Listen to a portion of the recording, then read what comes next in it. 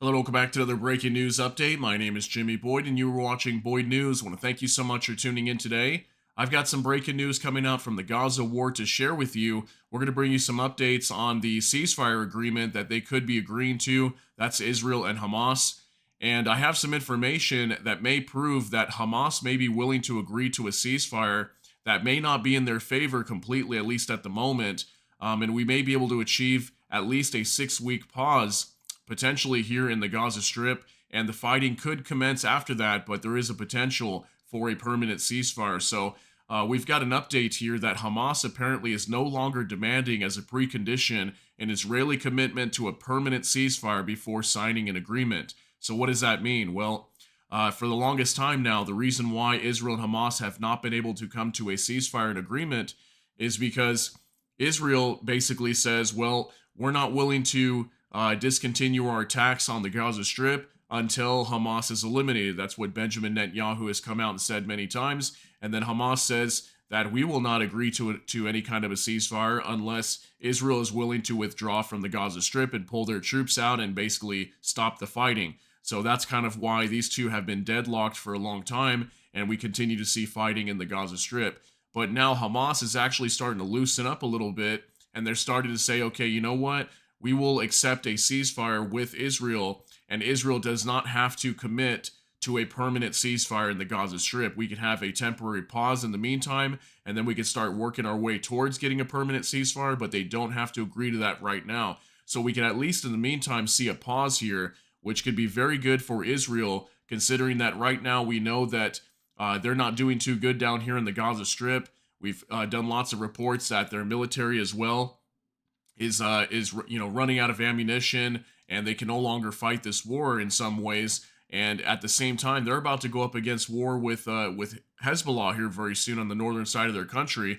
How are they going to fight Hezbollah when Hezbollah's got lots of weaponry, millions of rockets potentially, hundreds of thousands of men, and it's all because of this war in Gaza. If this war ends in Gaza and they get a ceasefire, Hezbollah's already come out many times and said that they would ceasefire as well on the northern side of the country. So Israel's in a very tight spot right now. And I showed you guys this here just the other day. We showed you a report similar to this, but here's a new one that just came out just yesterday from Megatron Ron. It says, breaking Israeli Channel 14, citing an Israeli army official.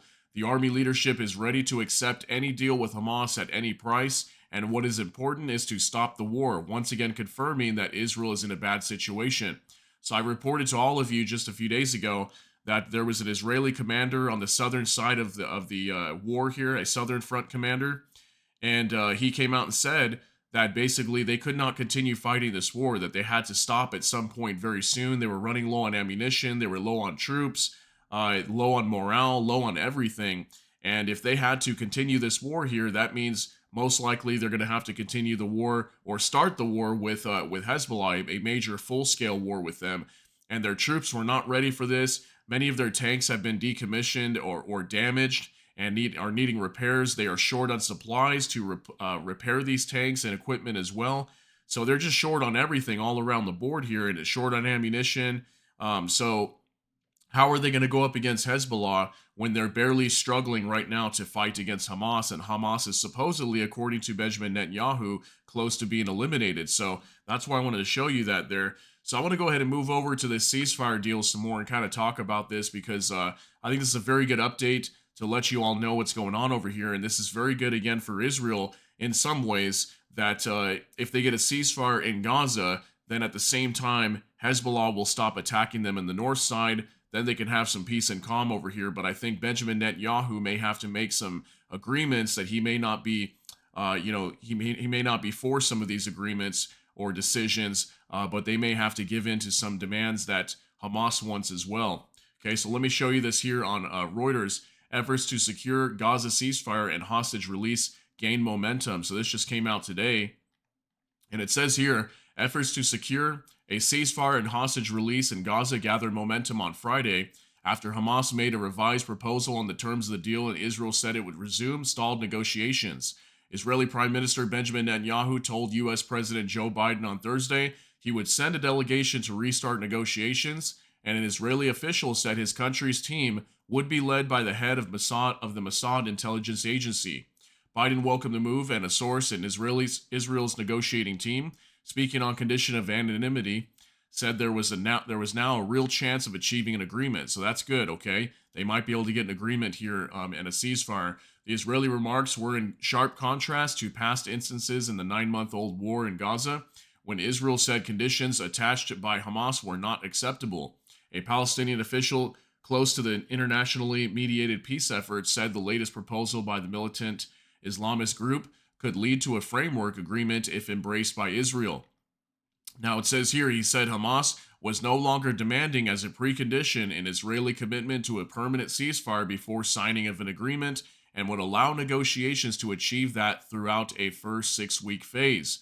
Okay, so they're willing to accept, Hamas is willing to accept an agreement to ceasefire in the Gaza Strip in the meantime for approximately 6 weeks, and Israel does not have to agree to a permanent ceasefire. They could be okay with that, and then as long as Israel agrees to this proposal, they can have a 6-week phase where they will start working towards getting a permanent ceasefire, but there will at least most likely be a temporary pause, is what we'll see.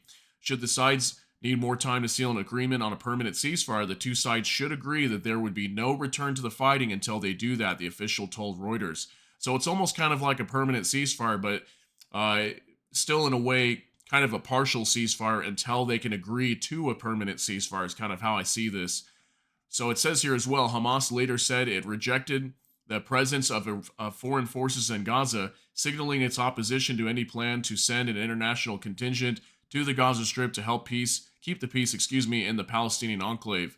The Popular Resistance Committee's PRC, a group allied with Hamas, said separately that it would consider any international or other forces in Gaza as occupiers. Then it talks about Hezbollah here too. Gaza health authorities say more than 38,000 Palestinians have been killed in the Israeli offensive launched in response to a Hamas-led attack on Israel last October 7th, in which Israel said 1,200 people were killed and over 250 taken hostage. The war has displaced hundreds of thousands of Gazans and caused a humanitarian crisis. It has also fueled tensions across the region, triggering exchanges of fire across Israel's northern border with the Iran-backed Hezbollah group in Lebanon. Hamas said it has told Hezbollah it had agreed to a ceasefire proposal in Gaza and that the Lebanese group's leader had welcomed the step, two sources familiar with the matter said.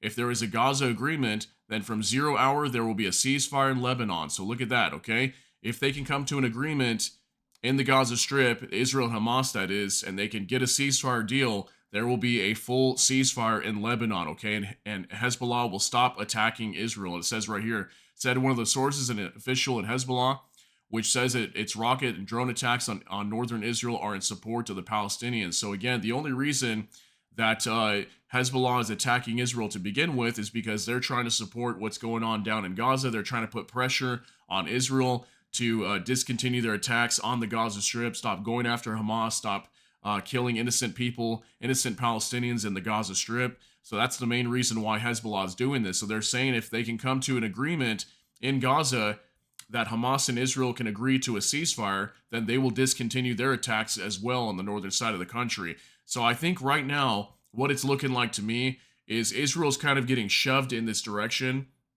where they will have to, at some point, agree to some sort of ceasefire with Hamas, because we've already heard many times as well from some Southern commanders as well in the IDF that are operating down in the Gaza Strip. Some of them have come out and said that this could take up to 2 more years to end the fighting in the Gaza Strip. So they can't continue for 2 more years. Just not going to happen.